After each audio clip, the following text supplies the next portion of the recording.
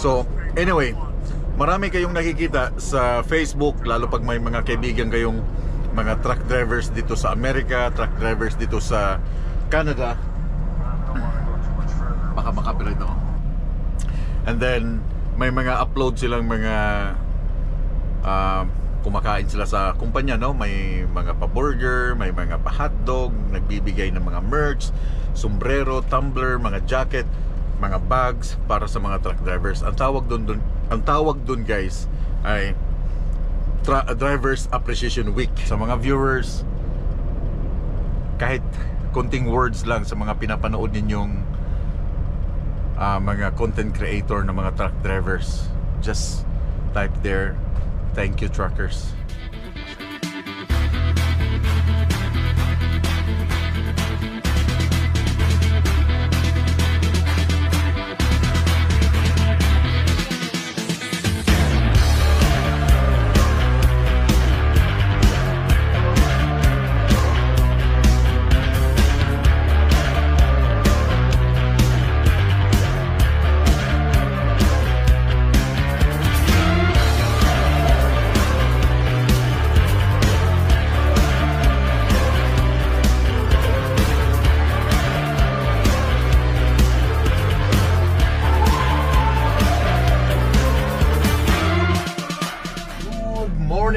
Mga chay, good morning internet. Good morning viewers. Good morning Okotoks dito sa Alberta. 2 days akong nagstay dito sa Okotoks. The last video na napanood niyo, medyo cut by cut yung nangyayari dahil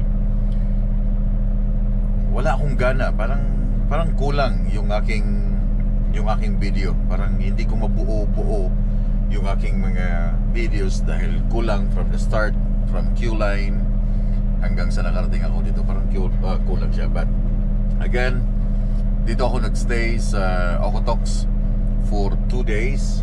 Last Friday, Thursday ng hapon, Friday, and then today is Saturday ng alas 5 ng umaga. So ang nangyari, nag-reset na ako dito sa Petropass ng Okotoks sapagkat yung aming ECE ay hindi pa siya clear sa border. Okay, wala pa yung paperwork namin. So kahapon lang na-send and then kagabi lang din na clear sa border. So ibig sabihin good to cross na kami sa Eastport, Idaho. Anyway, meron akong kasama si GP, papunta din dun sa isang site, pero iba kami ng schedule ng araw ng unloading. So convoy na kami from here sa Okotoks all the way hanggang sa aming titigilan in the next few days. Malapit na lang siya. I think kahit ngayon nga dating na kami doon sa Washington, kasi from here papuntang Eastport, Idaho ay around 5 hours, then another 4 hours sa Richville or somewhere sa DJs dyan sa may Malaga, Washington. So pasensya na, it's been like merong mga cut off ng days na hindi ako nakapag-upload dahil parang I just wanna rest. Okay, pagdating dito for the whole day kahapon, tulog sa likod, gusto kong bumawi ng tulog. And last few days, nung Huwebes na umalis ako, madaling araw, antok na antok, kaya talagang bumabawi ako ng pahinga. Nakakatulog naman ako ng maayos. So far, okay naman ang tulog ko. Nakakaras na. Ngayon, maaga ako gumising alas 4 ng madaling araw. Kasi ang usapan namin ni JP ay alas 5:30 ng umaga kami.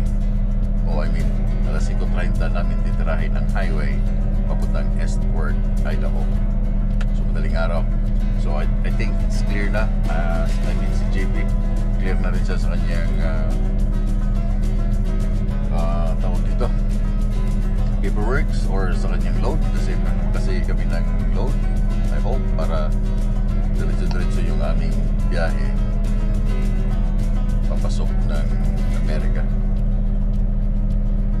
So anyway guys, Pops, good morning. Good morning Pops. Gabang lang ako sa fuel Isla. May 3 minutes pa ako para mag 10 hours. Mag-fuel lang ako ng konti. Baka kasi hindi ako umabot sa Post Falls eh. Right out, go ahead. Hintay lang sa dito. Copy.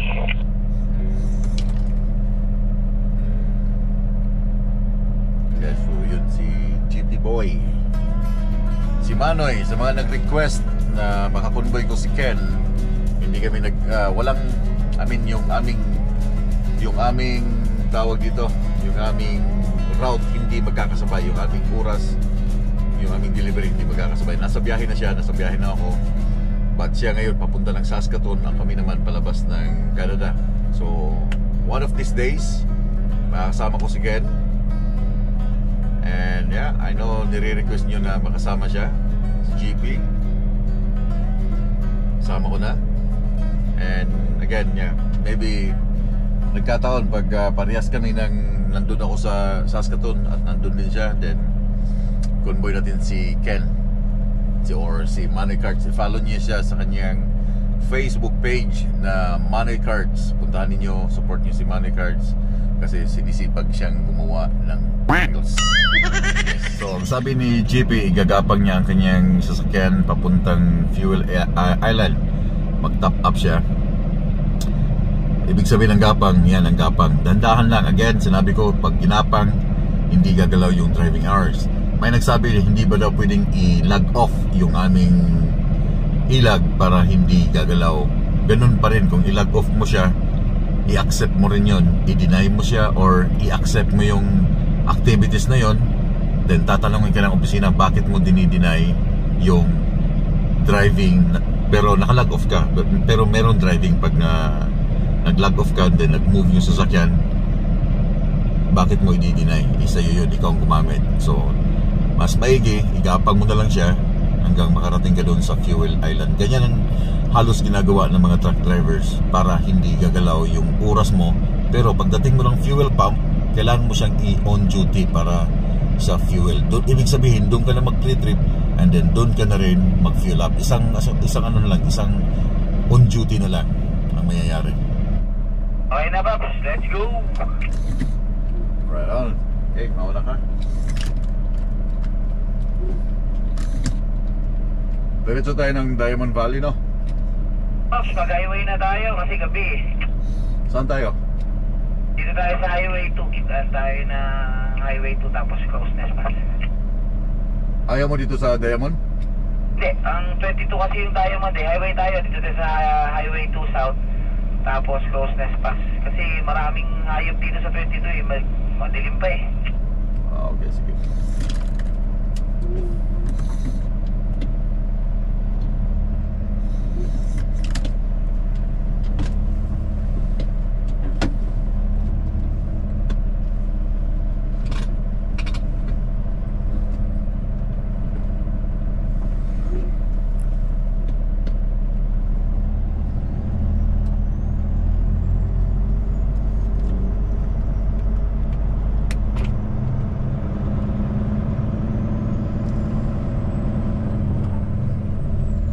Nag-clear na ba sa'yo sa border?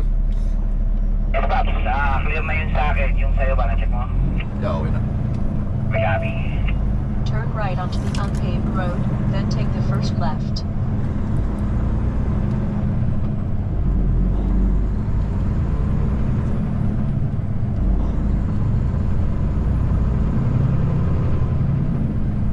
Turn left at the stop sign, then keep right.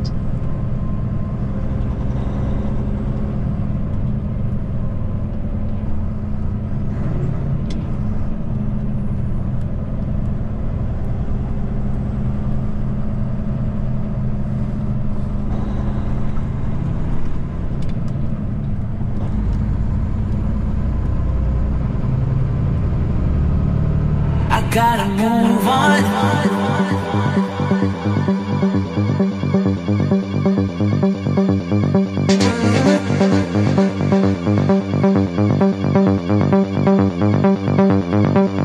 I gotta move on.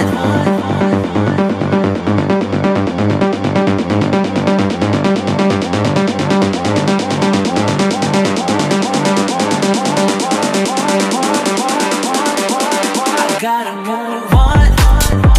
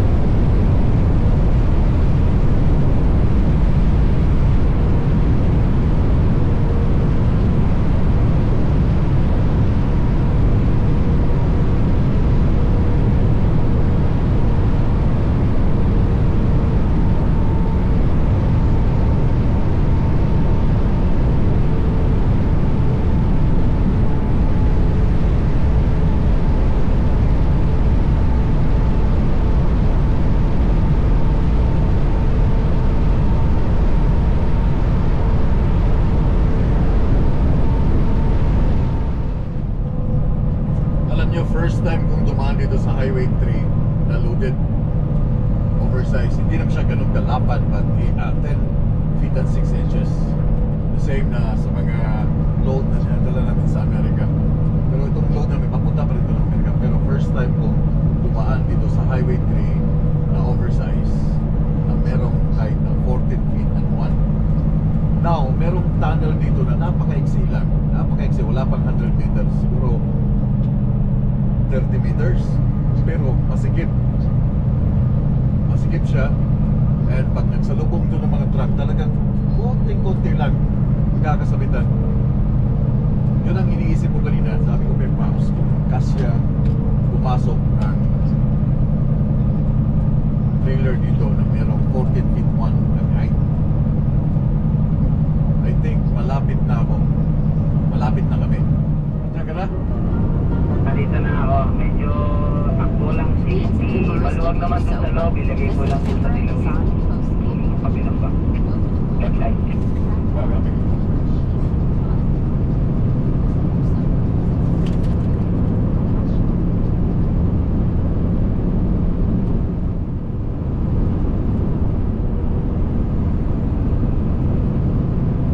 Meron pa naman. Wala pa kasalubong.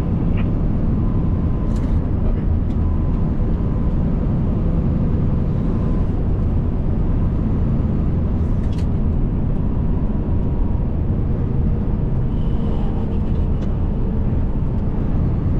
Ah, 500 meters away from the class na ba to? 1, 2, 3, 4 4-wheelers na parating. Ay, Okay, kabilan.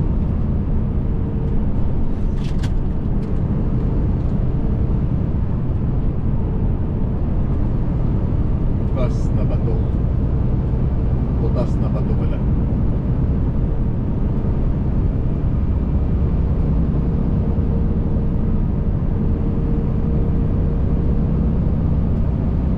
Medyo malayo yung gap namin ni Pops. Popsy dun sa bawat isa.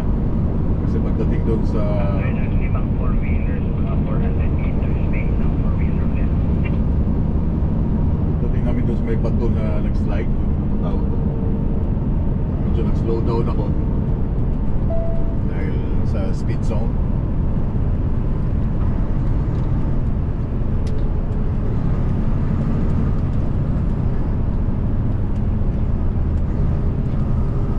Ito yung iniisip ko dito kung paano magkakasya ang oversize. Dumadaan sila Ken, sila Manoy Carts dito before, oversized na combine, pero meron silang pilot. Kaya I think ito na, papasok na ako dito. Gabi-gabi, wala ka naman makakasalubong na malaki. Hirap ito pag may encounter eh. Ito na ako ng 60.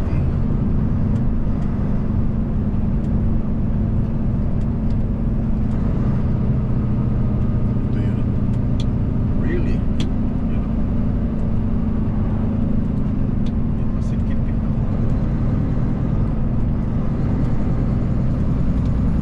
Kaya clear? Gabi-gabi. Maliit lang siya, pero kung meron kang kasalubong na truck, sigurado.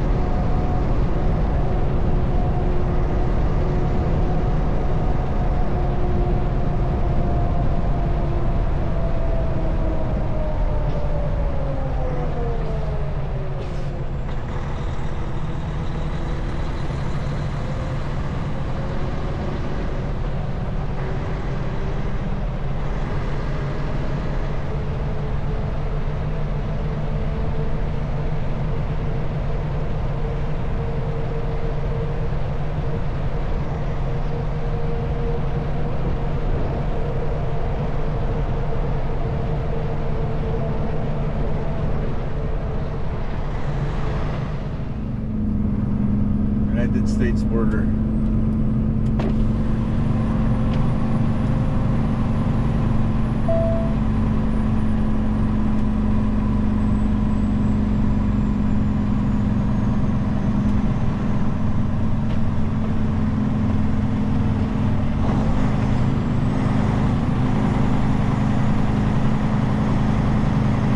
Masikip.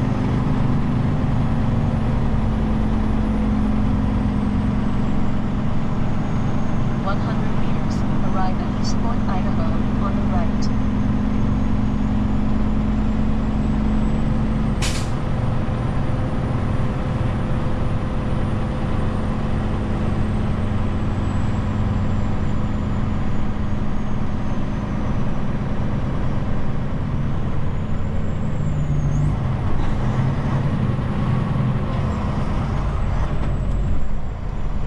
Masikip to guys.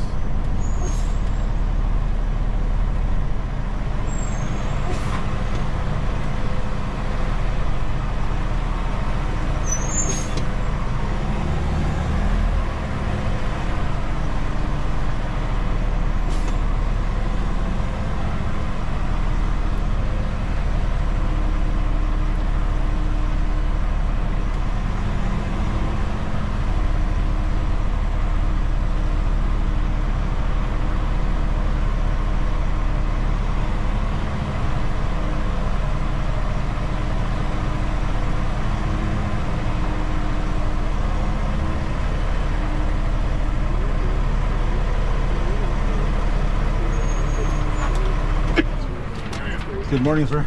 I'm good. Where you going? Malaga, Washington. Any alcohol, tobacco? I got 6 packs personal tobacco. They building a big old facility out there, or what? Yeah. It's a new one. All right, have a good one. Yeah, you too. Thank you.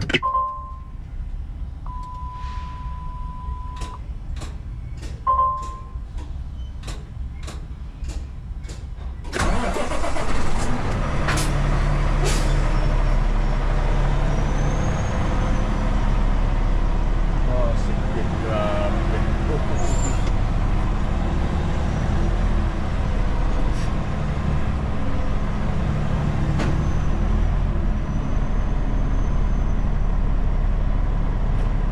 Ito yung sinasabi ko na order if kaya di oversize.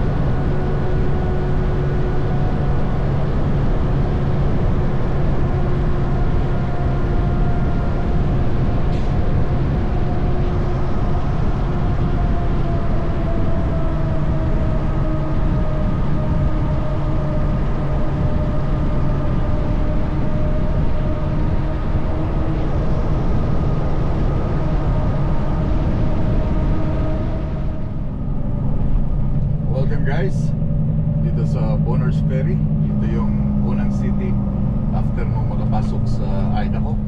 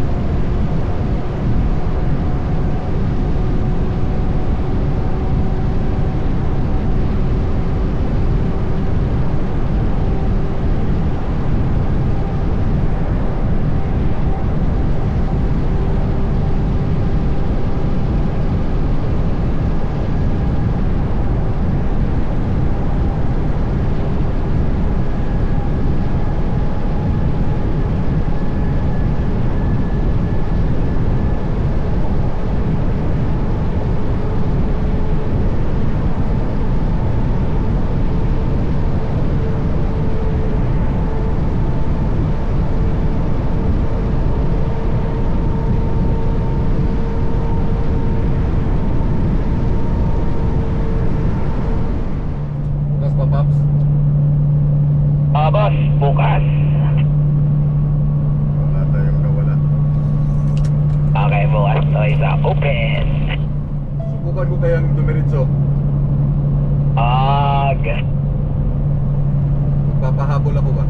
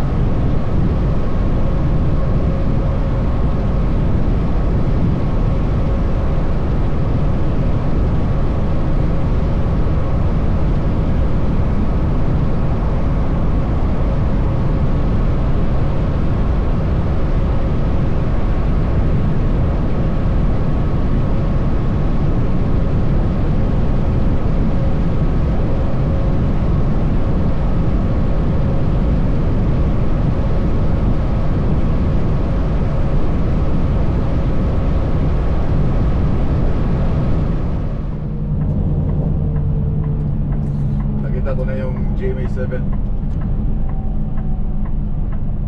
Gary. Turn left at the stop sign.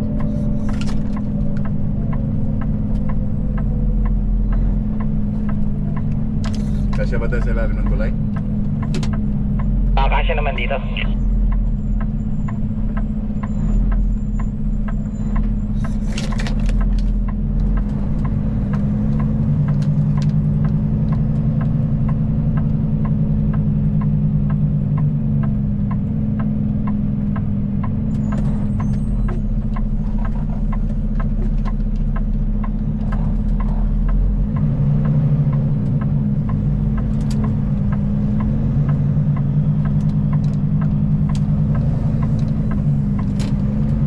In 600 meters, turn right.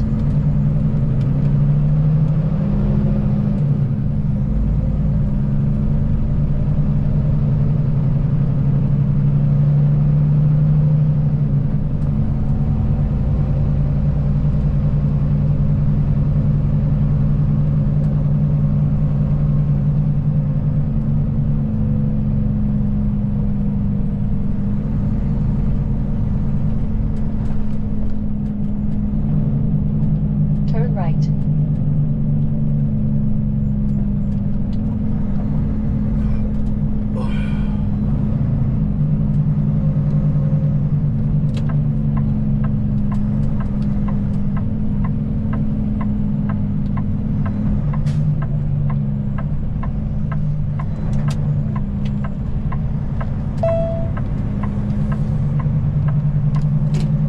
Arriving at coordinates on the right.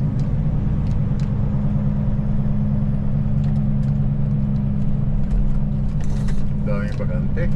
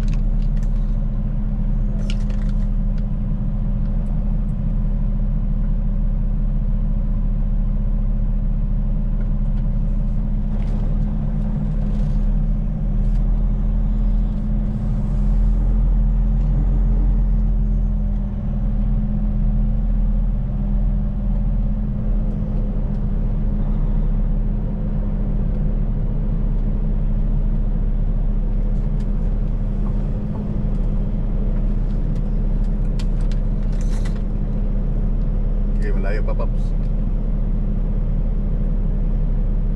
Chiba. Chiba.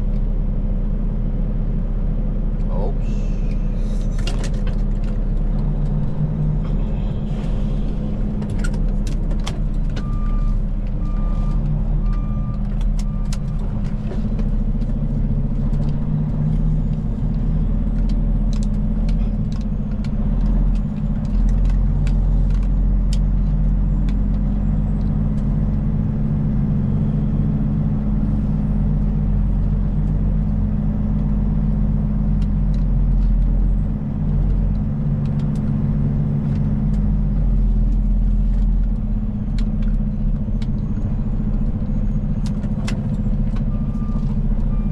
Medyo malapad yung lane nila, kasya sa isang sa isang butas.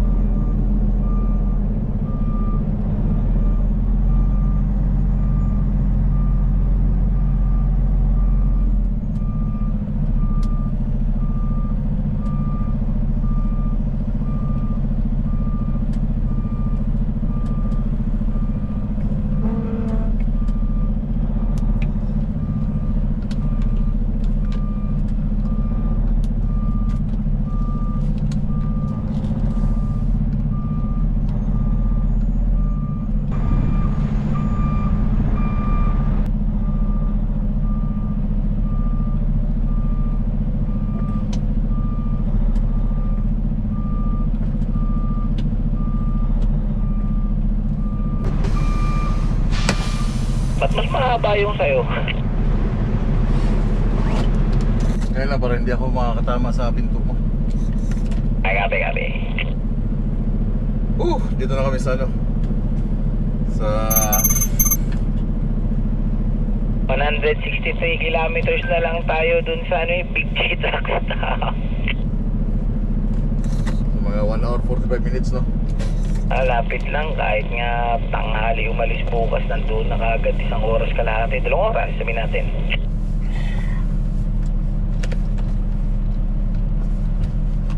Kaya patanghali na tayo bukas. Oo, mas maganda na para at least yung banyo at saka yung ano meron sa umaga, kahit nga medyo pahapon kasi wala rin na yung dadatnan dun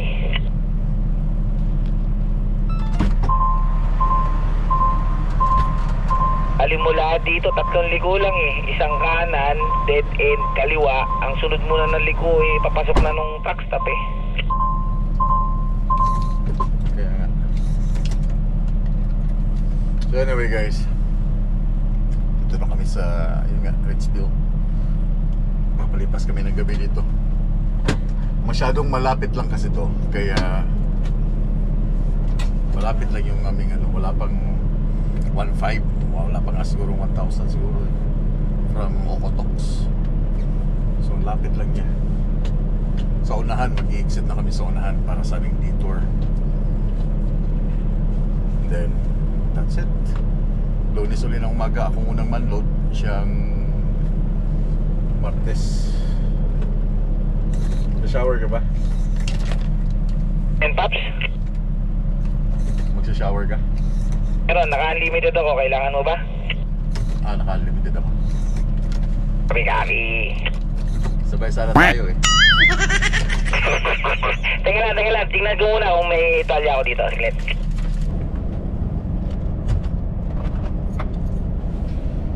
Tara, nakabook na ng shower. Habang wala pang masyadong tao, ang daming available na shower today. Shower na naman sa Loves, guys.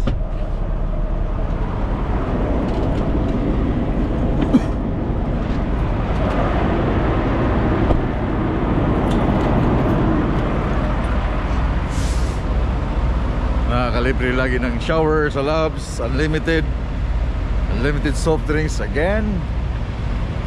Yeah. Last time na tumigil ako dito, nung ang aking load ay from Tacoma, na ang title ay Made in China, yung napakalaking frame ng section ng mga bakal na dinala ko sa Saskatchewan. Dito ako tumigil. And then, yeah, yun ang last time na tagal na yun, 3 years ago. Then ngayon lang ulit ako nakabalik dito. Dinadaanan ko lang siya, pero never akong tumitigil. Kasi from Tacoma, makakapag-refuel na ako sa Tacoma, full tank na ako dun. So pagkatapos ng aming detour dito sa unahan, basta galing Tacoma at Oversize, lumalabas kami ng 82, ng Highway 82. 282 ba yun? 281. Then lalabas kami dito malapit sa Ritzville, 395. Then hindi na ako tumitigil dito. Diretso na ako ng Spokane. Diretso ako ng Post Falls na truck stop. Oh, can I get it? Thank you. Yeah. Okay.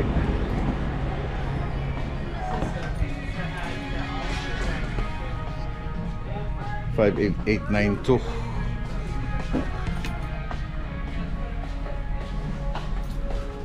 As usual, parehas lang naman yung style ng Loves 5,892. Yeah, nothing changed. Hindi ko muna kasi mamaya busy na naman sila.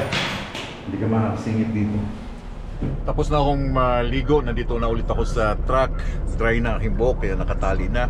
So kanina habang kumakain ako ng aking lunch, nanonood ako ng Ice Road Tracker, pampalipas ng oras. Kasi ang haba pa ng oras, alas 3 pa lang ng hapon ngayon dito sa Ritzville, Washington. So anyway, marami kayong nakikita sa Facebook, lalo pag may mga kaibigan kayong mga truck drivers dito sa Amerika, truck drivers dito sa Canada. Baka makapirate ako. And then may mga upload silang mga kumakain sila sa kumpanya, no? May mga pa-burger, may mga pa-hotdog, nagbibigay ng mga merch, sombrero, tumbler, mga jacket, mga bags para sa mga truck drivers. Ang tawag doon guys ay Drivers Appreciation Week. Drivers Appreciation Week. So ibig sabihin, ina-appreciate ng kumpanya yung hard work ng isang driver. Bakit yung Drivers Appreciation Week ay laging ginaganap tuwing September? Drivers Appreciation Week ay sinimulan niyan ng American Truckers Association noong 1988 para magbigay pugay, magbigay ng appreciation sa mga truck drivers. Noong 1988 yan sinimulan. Ina-adapt na rin siya ng Canada. But I know sa Pilipinas wala kayong Drivers Appreciation Week, and I hope na napapanood ito ng inyong mga kumpanya, ng inyong amo, na minsan or merong buwan na meron silang Appreciation Week para sa inyo. Okay? Kasi isipin nyo na lang mga viewers, yung mga hindi truck drivers, every time paggising ninyo, paglabas ninyo ng bahay, mag-grocery kayo, nandun na yung pagkain, kumpleto na lahat, nandoon na, bayaran nyo na lang yung pagkain, yung transportation, yung hirap, yung pagod, yung puyat sa driver na yon. Okay? So yung fuel na nilalagay ninyo sa inyong mga sasakyan, yung mga lumber na binibili ninyo para sa inyong mga sa summer, sa inyong mga project sa bahay, sa everyday life natin ay nandyan sa store. Bibilhin na lang natin. Tayo, kami. Okay? Lahat yan pinaghirapan ng driver para makarating sa tindahan. Sa Pilipinas, ganun din. Lahat ng mga kailanganin ninyo sa inyong mga balay from port, galing sa ibang bansa, kakarga sa mga truck drivers, de-deliver sa SM. Fuel from Batangas, dadalhin sa mga gas station para hindi na tayo mahirapan, to make our life more easier. Kaya ganun, na-appreciate every month, every September, ginagawa yung Appreciation Week para sa mga truckers. Thank you, truckers. Thank you, truckers. So sa mga viewers, kahit konting words lang sa mga pinapanood ninyong mga content creator na mga truck drivers, just type there, thank you, truckers. Masaya na kami, no? So daghang kayong salamat sa inyo, ha, sa ako ang pamilya, sa suporta. Itong trabahong ito hindi madali, sacrifice, yung oras marami. Hindi lang ako, hindi lang si GP, hindi lang si Manoy, lahat ng mga nandito na nagtatrabaho bilang isang truck drivers, yung sakripisyo, yung puyat, yung hataw sa kalsada dahil merong mga appointment time, kailangan ma-deliver yung goods kasi kailangan papasok na siya sa tindahan para maibenta, no? Konting words lang para sa mga pina-follow ninyo ng mga content creator. Just say thank you, truckers. Ako, myself, daghang kayong salamat mga truck drivers, mga manibelang Pinoy. Again, truckers sa Pilipinas, sa buong bansa, Saudi Arabia, sa Europe, sa Canada, sa Amerika, thank you, truckers. Have a good day. It's ever happened to you.